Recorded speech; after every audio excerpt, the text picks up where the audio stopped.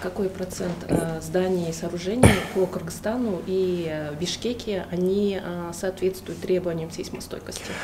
Ну, касательно в Бишкеке, все высотные дома, кроме тех построенных домов, которые были построены незаконно, все высотные дома, которые прошли все соответствующие государственные экспертизы, которые прошли соответствующие проверки, акты приемки этапов строительства, они все отвечают всем нормам. И по предварительным данным могут отвечать в зависимости от места расположения от 8 до 9 баллов. А вот какие меры принимаются для повышения сейсмостойкости школ и других социальных объектов? Касательно по социальным объектам, на сегодняшний день все строящиеся и недавно введенные в эксплуатацию объекты, они все абсолютно отвечают всем требованиям.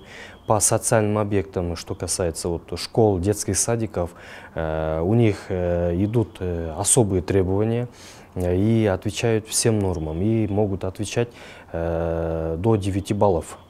И каких-либо сомнений в части строительства социальных объектов не должно быть. А вот вы говорили о саманных домах, да? Да. А вы можете вот в целом рассказать, какие именно здания и сооружения, кроме них, подвержены риску при таких землетрясениях? При таких землетрясениях подвержены рискам те объекты, которые построены без учета технологических условий. То есть это без ленточного фундамента, без сейсмопояса, опорных колонн, ригелев и так далее. Маловысотные дома, которые построены примитивными способами, это саманные дома, деревянные дома.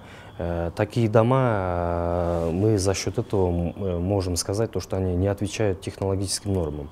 А те дома, которые построены по всем технологическим нормам, соблюдены все требования и прошедшие все необходимые процедуры, они будут отвечать всем требованиям и могут выдержать до 9 баллов. Вы можете назвать по Бишкеку, например, сколько таких объектов есть, которые не соответствуют нормам сейсмостойкости? У вас есть такой список? Таких списков нету. Частных домов у нас на территории Кыргызской Республики очень много. Мы в этой части только работу начинаем. Это в первую очередь выдача соответствующих архитектурно-технических заключений, которые отсутствуют практически у 80% индивидуальных жилых домов. По Бишкеку или в целом? По всей республике в целом. И исходя из этого сейчас дать какие-либо заключения, либо подтверждение о том, что они выдержат или нет, мы не сможем попросту. А вот помните, в прошлом году в парламенте была создана комиссия, которая проверяла здания в Бишкеке на сейсмостойкость. Есть какие-то результаты предварительные?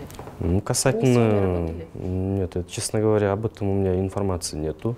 Но могу сказать то, что на сегодняшний день, после вчерашнего землетрясения, утром был подписан мой приказ о создании комиссионной рабочей группы, которые на сегодняшний день, на данный момент объезжают все высотные дома, расположенных на территории города Бишкек и близ лежащих районах города Бишкек, то есть по Чуйской области.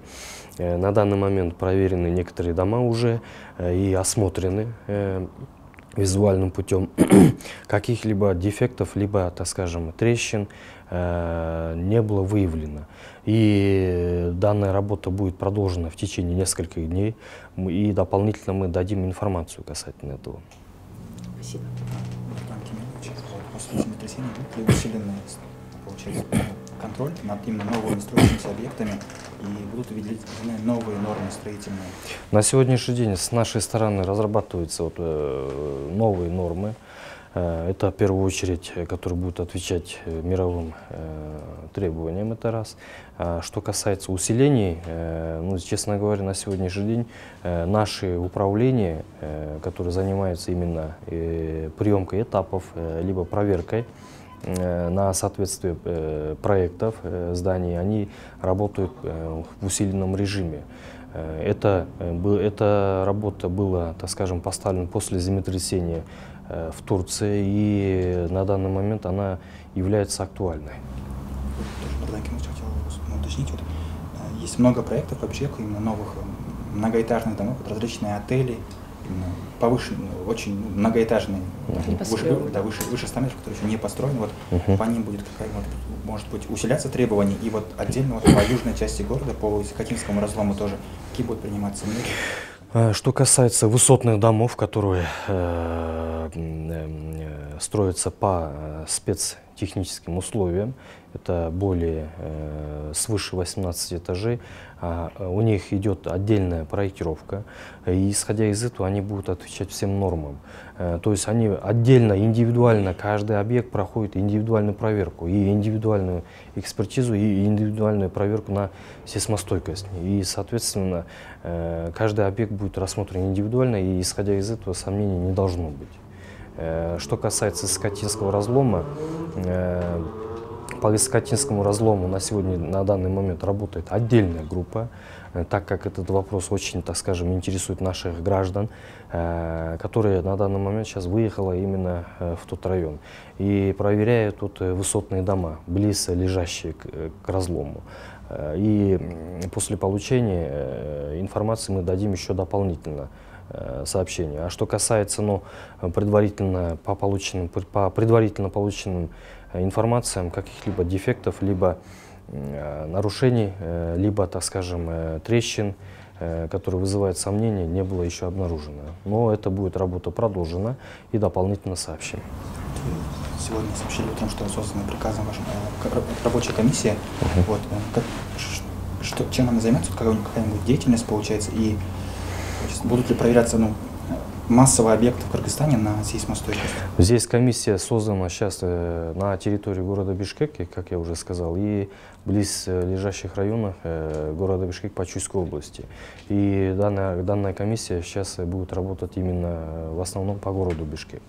А что касается по всей республике, у нас по Исыкульской области отдельная группа работает, а по другим областям сейчас необходимости для создания такой комиссии не было. Но в любом случае данная работа, она, как я уже сказал, усилена. Это после землетрясения в Турецкой республике. И все, так скажем, этапы приемок, они все прошли все соответствующие процедуры.